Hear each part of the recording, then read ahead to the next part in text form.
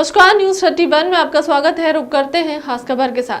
कांग्रेस प्रदेश सचिव नासिर इस्लाम ने प्रदेश सरकार पर पुराने भोपाल की जनता को नजरअंदाज करने के गंभीर आरोप लगाए हैं। साथ ही कांग्रेस नेता नासिर द्वारा जनता की परेशानियों को लेकर जन आक्रोश रैली निकालकर जनता की परेशानियों को कलेक्टर तक पहुंचाया। दरअसल नासिर इस्लाम के नेतृत्व में पुराने शहर के स्टेट बैंक चौराहे से कलेक्ट्रेट तक जन आक्रोश रैली का आयोजन किया गया था, जिसमें बड़ी संख्या में कांग्रेस के कार्यकर्ता मौजूद थे। इस दौरान कलेक्ट्रेट घेराव का भी प्लान था, लेकिन पुलिस की सतर्कता से कांग्रेस घेराव नहीं कर पाए।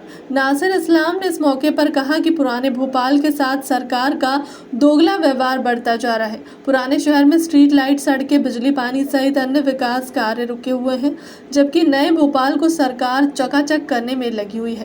उन्होंने कहा कि बढ़ती महंगाई, बेरोजगारी व बढ़ते भ्रष्टाचार पर भी प्रदेश सरकार लगाम लगाने में नाकामयाब रही है। उन्होंने कहा कि प्रदेश सरकार बिजली विभाग और नगर निगम के अधिकारियों से जनता को लुटवाने पर तुली हुई है। नासिर इस्लाम ने गंभीर आरोप लगाते हुए कहा कि शहर के आरिफ नगर, अन्नू नगर में झुग्गियां तोड़कर गरीबों को बेघर कर दिया गया, जिसकी आज दिनांक तक कोई ठोस व्यवस्था जनता के लिए नहीं की गई। कई बार कलेक्टर को अवगत कराने के बाद भी इस मामले में अभी तक कोई सुनवाई नहीं हुई। सरकार का दोगला व्यवहार साफ तौर पर पुराने शहर के लोगों के साथ नजर आ रहा है। नासिर इस्लाम ने कहा कि इंसानियत को बरकरार रखने की मांग को लेकर आज ज्ञापन सौंपकर न्याय की गुहार जनता की तरफ से नासिर इस्लाम द्वारा लगाई गई है।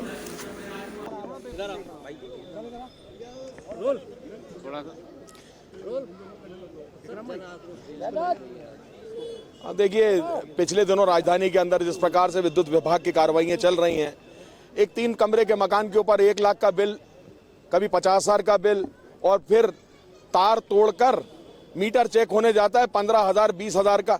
ये क्या टारगेट देकर आप एईओ से और जेईओ से लुटवा रहे हैं शहर को? ये कौन सा तरीका है? और जब भोपाल के लोग हिंदुस्तान की सबसे महंगी बिजली के दरों में बिजली के दर हैं, सबसे महंगी बिजली जलाते हैं, उसके बाद ये नाइंसाफी और इस तरह की ये चीजें हो रही हैं, इसके खिलाफ हम कलेक्टर महोदय को। दूसरी चीज, भोपाल नगर निगम द्वारा जिस प्रकार से राजस्व की वसूली करने के नाम पर जो प्रॉपर्टी टैक्स के बिल जो अभी लागू किए गए या भेजे गए लोगों को घर, 3 कमरे का मकान है, 3 लाख का टैक्स, पूर्व बकाया राशि।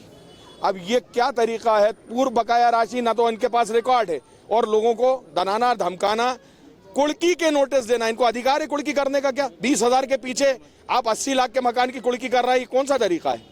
की बात कर रहे हैं, दबाव बना रहे हैं। उसके बाद इस नाम पर भ्रष्टाचार भी भारी हो रहा है। अभी पिछले दिनों आरिफ नगर की और अन्नू नगर की झुग्गियां, मकान तोड़े गए। 150 फीट जगह चाहिए थी, 250 फीट के एरिया में मकान गरीबों के साफ कर दिए। पहली दफा देखा गया है, कोई विकल्पित व्यवस्था आज दिनांक तक नहीं। कलेक्टर साहब से कई बार बात हो चुकी है, कई बार दीगर अधिकारियों से बात हो चुकी है और वादा किया गया, परंतु आज तक ना तो कोई मुआवजा मिला है, ना ही उनको जगह मिली है। और कुछ लोग इन चीजों को अपने माध्यमों से चलाकर उन गरीब मिटे हुए लोगों के ऊपर भी भ्रष्टाचार करने से बाज नहीं आ रहा है। और वो आप बताइए, 15 बाई 20 का प्लॉट क्या माने रखता है? और कई जगह तो इस नाम पर भी 70-70 हजार रुपए में वो बेचे जा रहे हैं। ना कि यहाँ से वहाँ बार बार उनके बच्चे और वो सर्दी में पानी में पड़े हुए हैं सड़क के ऊपर। ये कौन सी इंसानियत है? इन सारी बातों को लेकर हमने आप जो ज्ञापन सौंपा है कलेक्टर महोदय को, हम चाहते हैं उसके ऊपर इंसाफ पूर्वक कार्रवाई होनी चाहिए। देखिए, हम तो आंदोलन में मौजूद हैं और इस मामले को लेकर हम पहले 2-3 धरने भी दे चुके हैं और आज कलेक्ट्रेट का घेराव किया। इसके बाद जहां तक जाना पड़ेगा, हम पूरे शहर के अंदर इस बात को लेकर रैली निकालेंगे, पूरे शहर के अंदर आंदोलन करेंगे और पूरे शहर की जनता को सड़क के ऊपर लेके आएंगे। फिर देखेंगे कौन मानता है और कौन नहीं मानता। असली में चक्कर क्या है? ये जाति सरकार है, ये चाह रही है कि जो लूट सके वो लूट के ले जाए और अपनी जेबें भर के, ये वो कहानी चल रही है और ये हम होने नहीं देंगे। अब तक की खबर में इतना ही। बने रहे हमारे चैनल के साथ। नमस्कार।